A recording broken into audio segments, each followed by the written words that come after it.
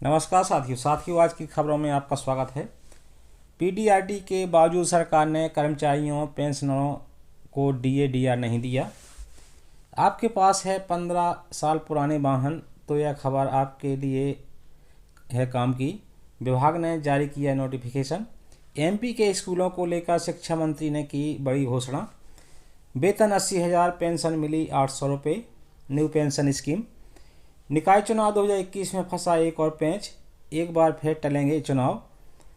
इन 8 सरकारी बैंकों में है खाता तो 1 अप्रैल के पहले कर लें ब्रांच से संपर्क, वरना हो जाएगी परेशानी। मध्य प्रदेश विधानसभा उपचुनाव, चुनाव आयोग का ऐलान, 17 अप्रैल को होगा उपचुनाव। अब खबरें विस्तार से। यदि आपका अकाउंट इन 8 सरकारी बैंकों में है तो 1 अप्रैल से पहले अपने ब्रांच में एक बार ज़रूर संपर्क करें, क्योंकि 1 अप्रैल 2021 से इन 8 बैंकों में बड़े बदलाव होने जा रहे हैं।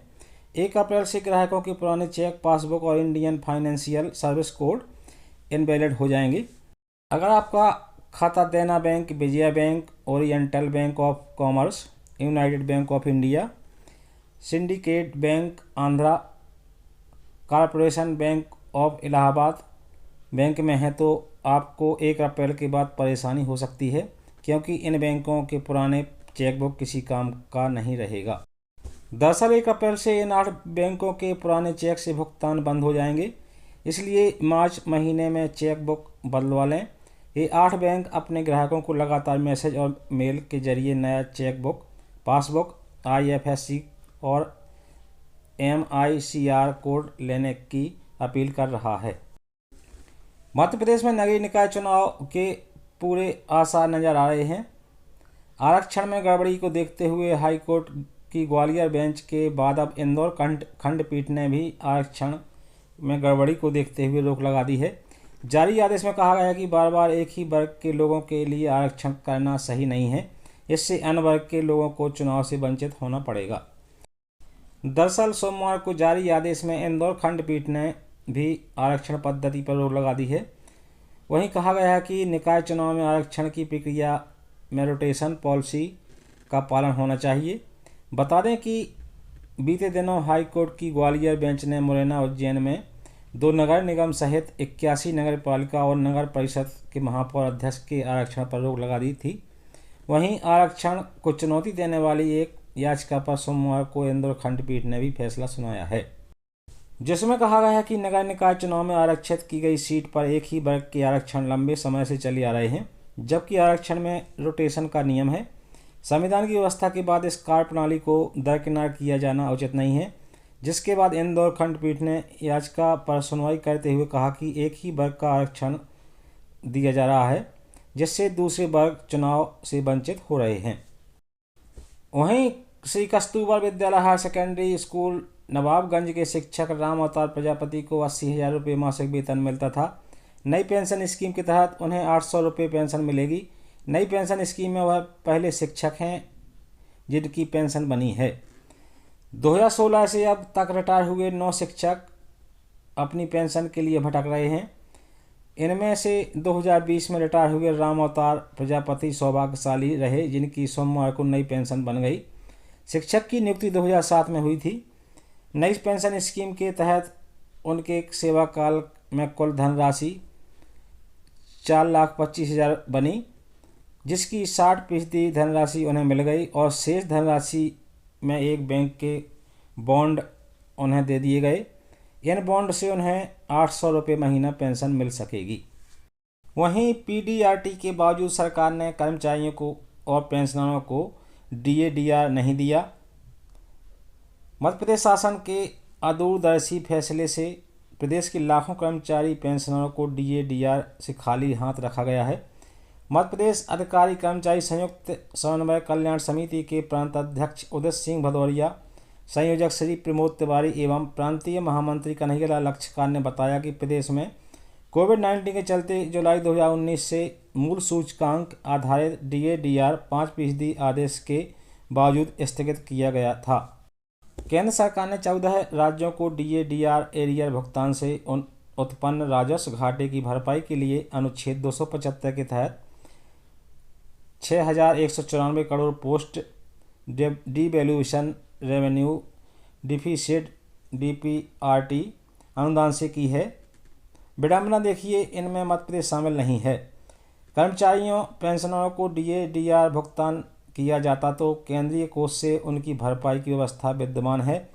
मध्य प्रदेश शासन की अदूरदर्शिता का खामियाजा प्रदेश के लाखों कर्मचारियों पेंशनरों को भुगतना पड़ रहा है। वर्तमान व्यवस्था में दुधारी तलवार से कर्मचारियों को मार सहना पड़ रही है। एक तो आग झरती चौतरफा कमर तोड़ महंगाई, दूसरी आर्थिक स्वत्वों के भुगतान में अनावश्यक विलंब। मध्य प्रदेश सरकार से आग्रह है कि कर्मचारियों पेंशनरों को PDRT के तहत केंद्रीय अनुदान व्यवस्था का समुचित उपयोग कर DA/DR एरिया के भुगतान की व्यवस्था की जाए। आश्चर्य है कि भारतीय प्रशासनिक सेवा के अधिकारियों को तो प्रदेश सरकार द्वारा 17 और राज्य कर्मचारियों को 12% DA भुगतान कर भेदभाव किया जा रहा है। इसे समाप्त करना न्यायसंगत होगा। प्रदेश में 15 साल पुरानी सरकारी और निजी वाहनों को लेकर विभाग ने सख्ती की तैयारी कर ली है। जहां 15 साल पुरानी सरकारी वाहनों का रजिस्ट्रेशन नहीं किया जाएगा, इसके साथ ही प्राइवेट वाहनों के लिए फिटनेस सर्टिफिकेट लेने की भी ज़रूरत होगी। माना जा रहा है कि अप्रैल महीने से प्रदेश में यह बदलाव किया जाएगा। इसके लिए केंद्रीय परिवहन और राजमार्ग मंत्रालय द्वारा नोटिफिकेशन जारी किया गया है। दरअसल मध्य प्रदेश में 15 साल से चल रहे पुराने सरकारी वाहनों का पुनः रजिस्ट्रेशन नहीं किया जाएगा। इसके साथ ही 15 साल पूरे कर चुके प्राइवेट वाहन को भी अब कमर्शियल वाहन की तरह फिटनेस सर्टिफिकेट लेने की जरूरत होगी। साथ ही इन प्राइवेट वाहनों पर ग्रीन टैक्स लगाया जाएगा। इस मामले में केंद्रीय परिवहन और राजमार्ग मंत्रालय ने नोटिफिकेशन जारी कर आपत्ति मांगी है। वहीं इन आपत्तियों का निराकरण किए जाने के बाद इन नियमों में परिवर्तन किया जाएगा। इस मामले में ट्रांसपोर्ट कमिश्नर का कहना है कि नोटिफिकेशन जारी कर इस मामले में आपत्तियां मांगी गई हैं।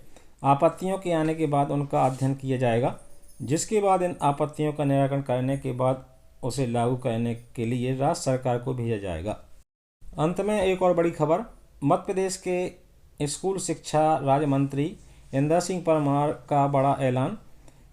इंदर सिंह परमार ने कहा है कि नई शिक्षा नीति में बदलाव के साथ प्रदेश में 10,000 स्कूलों का निर्माण कराया जाएगा। पहले वर्ष में 350 स्कूल भवनों का निर्माण होगा। शिक्षा के क्षेत्र में कला संस्कृति के सभी विषयों का समावेश कर शिक्षकों को प्रशिक्षित भी किया जाएगा। दरअसल आज सोमवार को एक भारत श्रेष्ठ भारत की अवधारणा पर आयोजित अनुगूंज 2021 का आयोजन किया गया। इसमें स्कूल शिक्षा मंत्री इंदर सिंह परमार ने कार्यक्रम की अध्यक्षता और मंगलवार 16 मार्च को मुख्यमंत्री शिवराज सिंह चौहान समापन समारोह में मुख्य अतिथि के तौर पर शामिल होंगे। इंदर सिंह परमार ने कहा कि राष्ट्रीय शिक्षा नीति में बदलाव होने के बाद छात्र छात्राओं को शिक्षा के साथ साथ नृत्य, शास्त्रीय संगीत और अन्य सांस्कृतिक गतिविधियों में सक्रिय भूमिका निभाना चाहिए। परमार शासकीय सुभाष उत्कृष्ट विद्यालय भोपाल में आयोजित अनुगूंज कार्यक्रम का शुभारंभ कर रहे थे। तो साथ ही जानकारी पसंद आई तो वीडियो को लाइक करें, शेयर करें। धन्यवाद। जय हिंद।